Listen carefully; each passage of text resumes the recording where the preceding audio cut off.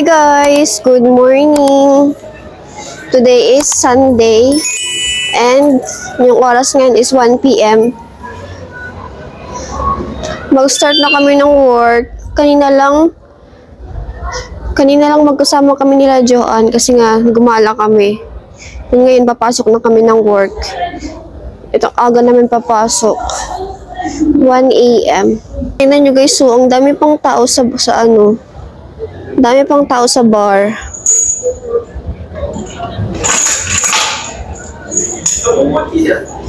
Kunti lang talaga yung tulog namin kasi nga kanina dumating kami sa bahay ng mga 7 and ngayon 1 a.m.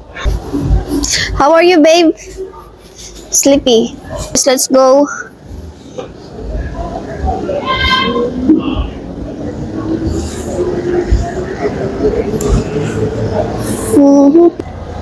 So guys, kakarating nga lang namin dito sa loading address and mag-load kami ng vegetable, 13 pallets. Dito muna kami nauna sa isang address and after this mag-drive kami sa another address and then yung ipipick up namin doon is 7 pallets. So ilan yung total niya. So yun yung ilo-load namin. And then mag-drive kami sa Ham, which is 2 hours from here. And then after that, we're gonna go to Lanao in Edeka. And ngayon, kailangan talaga ko ni husband kasi nga hindi enough yung tulog niya. And kailangan ko siyang libangin habang nagda-drive para hindi siya makatulog. Kasi naman, 3 hours lang siguro yung tulog niya. And siya pa naman yung nagda-drive. Hindi tulad ko, kasi ako, kahit kunti lang yung tulog ko, kasi nga, tutulog naman ako sa biyahe. Eh siya, hindi. Kailangan niya mag-drive. Where is the knife?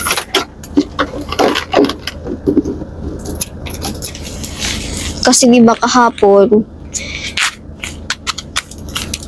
gumala kami nila Joanne. And then, gabi na kami nakauwi. Tapos, nung pag-uwi namin, nasa 7 na yun. And then, hindi naman kami basta-basta makatulog talaga ng diretsyo.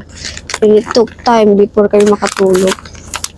Hindi ko nga natapos yung pag-edit ko. Bubuksan ko na tong kape. Bago lang siya kasi nga, ubos na yung kape.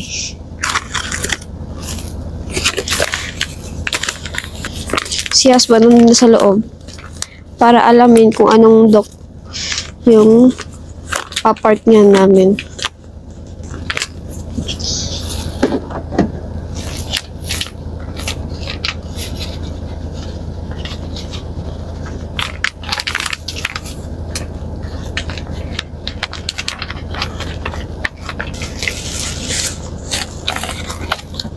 So hindi siya kasya. Ang tapang ng amoy. Alam niyo ba guys, dun sa pinuntahan namin, kung saan yung 3 country nag-meet. So makita niyo doon, ang ganda niya guys.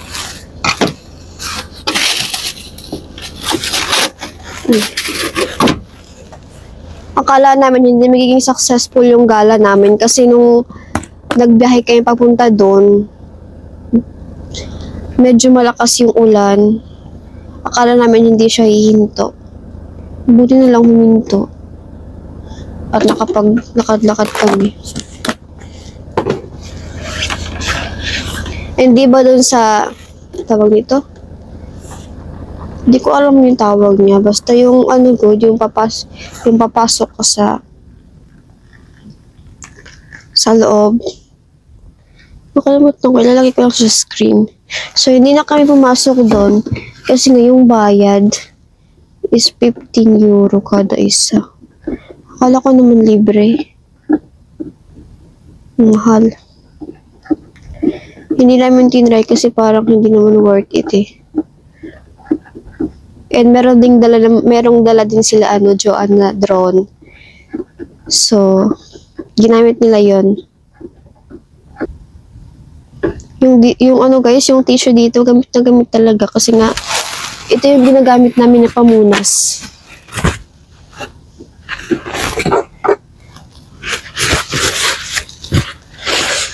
Oy, oy, oy, oy, oy. Alam niyo ba guys, diba today is Sunday? And ang ginagandaan sa pag-work sa Sunday kasi nga mayroong additional na payment which is 200%. Kaya malaki siya. And yung salary din kapag Sunday, iba yung rate niya compare sa Monday, Friday, and Saturday.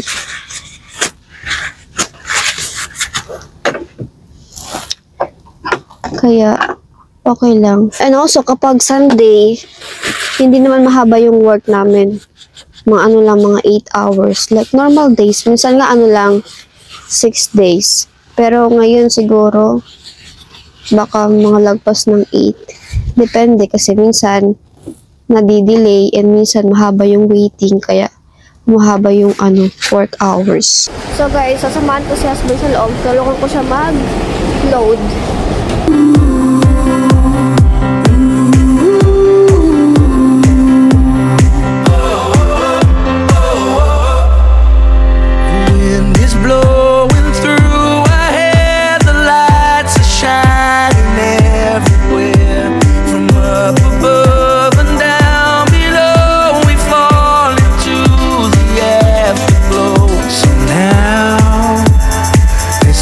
Perfect night tonight. Oh, oh, it's now or never. Come on, let's light up the sky. Oh, oh, now we're together.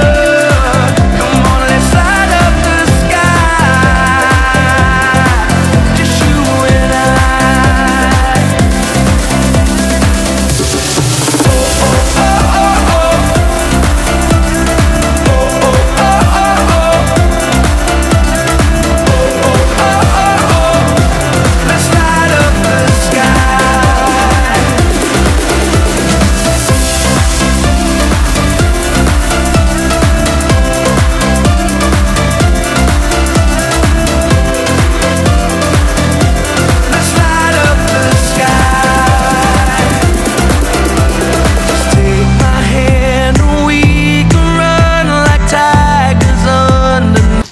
So guys, finally natapos na nga kaming mag-load. And yung load pala namin ngayon is mga cucumber and tomatoes. And alam nyo ba guys,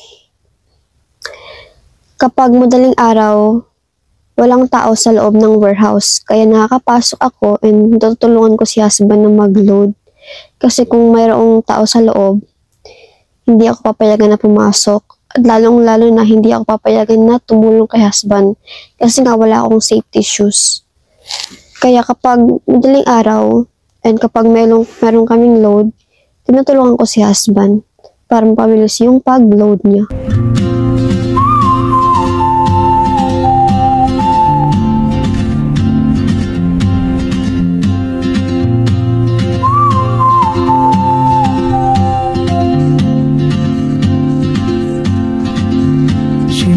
Like a map with no borders. Tingnan nyo guys, yung sky medyo madilim pa din kahit 7 AM na dito. Dito na pala kami sa Germany, so may Porta Westfalica. Look at that. And my husband is eating pistachio. Ako naman guys, lang ko dito, nakatalokbong lang ng scarf kasi nga medyo malamig din. Oh, traveler, you carry the sun in your stride, leaving behind what I hold inside. If I don't ask your name today. Guys, nandito na kami sa Edeka, Germany, sa may Lanao. Yun si husband, oh. Pumunta na siya sa office para magpa-register. Ang daming truck din na naghihintay dito. Yung iba nga dyan na natulog. Dito pa sa gilid. Ako naman, kakagising lang. Kasi nakatulog ko kanina sa biyahe. Ito na yung ito yung last na unloading address namin. And then, after nito, pabalik na kami ng Netherlands. And yung oras ngayon is 9 AM na. Ganyan yung itsura ng 9 AM. Ayun guys, sinantok pa ako actually. Kasi kunti lang yung pagtulog ko kanina. Yun si husband. Wait lang.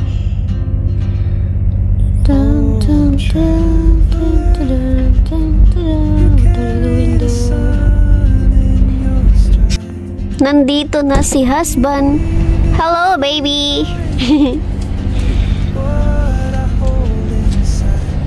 What did you get? We also have to register you. Ah, really? B and second time when I register you or make mistake. So, meron siyang hawak-hawak na pager. They didn't book me. They didn't make me the reference number. So we are now we are standing on the line. So guys, ginawan din ako ni husband itong card. Kasi nga, yung company nito sa IDECA, meron silang bagong rules na kailangan dapat yung lahat ng pumapasok kahit pa hindi driver, kailangan naka-register. Wala naman pangalan. Ano lang? Number.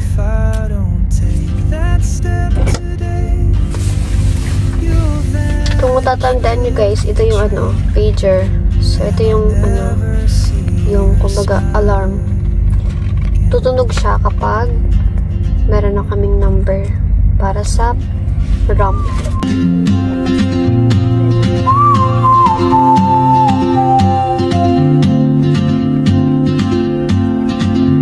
She moves like a map with no borders, a whisper caught in the wind. I see her boots at the corner cafe with a notebook and a grin. She's chasing skies I've never named while I stay in my lane. But something in the way she moves keeps pulling at my... Guys, tapos na kami. Kakatapos lang namin ng work. Natapos kami guys ng 2:20 PM. Kalain nyo guys, nag-start kami kanina ng 1:40 AM, madaling araw. Open ko lang yung gate. Oh, diba? It's opening already. Yeah, but take the bicycle. Ay, yeah. I will go. Nakalimutan ko.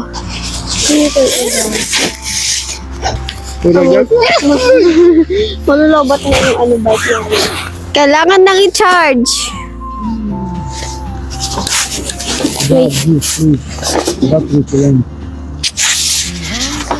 Alam niyo ba guys, sa pag Sunday, kunti lang yung mga nagtatrabaho. I think mga 5 lang siguro yung nagtatrabaho kapag Sunday. Kasi nga,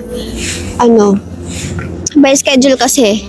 Example, kapag this week, meron kaming work Sunday, and then pagka next week, wala kaming work Sunday. So, ulit sa next week. Kumbaga, alternate siya. Saturday, wala kaming work. Sunday.